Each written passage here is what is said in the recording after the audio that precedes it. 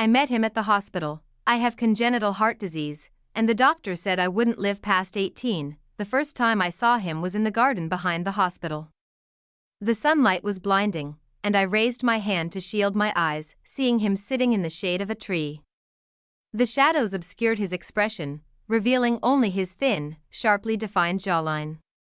In the bright light, he stood out strikingly. That was my first impression of him.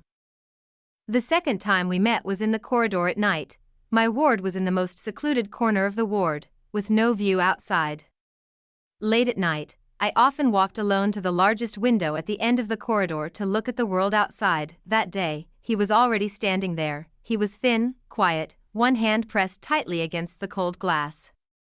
I approached and softly said, "Hello." He turned around, pale-faced, but still aloof and distant. I told him this was our second meeting. He was even gentler than I had imagined. Soon, we met at that window every day. This became our secret.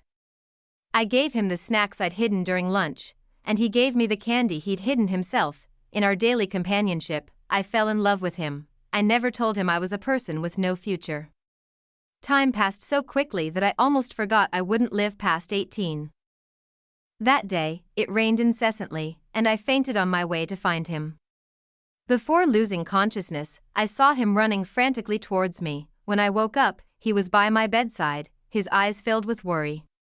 I realized he might like me too, but was just too afraid to reciprocate. From then on, I often fainted. Every time I woke up, he was there, until one time, I was in a coma for 4 days. When I woke up again, he was gone. I assumed he was tired of me, so I didn't ask any more questions. Later, I learned from the doctor, he had attempted suicide by cutting his wrists. The doctor handed me an organ donation agreement he had signed.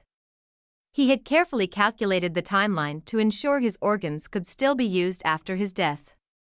I returned to my hospital room and found a letter and a piece of candy under my pillow. In the letter, he said he had suffered from mental illness for a long time until he met me. He didn't say he loved me, but only hoped that after my heart transplant, I could live a good life and see the world for him. I had the surgery. The surgery was successful. I lived past 18. After his burial, I collected 250 grams of his ashes, made them into a necklace, and wore it around my neck. That's roughly the weight of a human heart. I carried it with me on my new journey. From then on, every breath I took was accompanied by his heartbeat. Your ashes after your passing are the weight of my heart.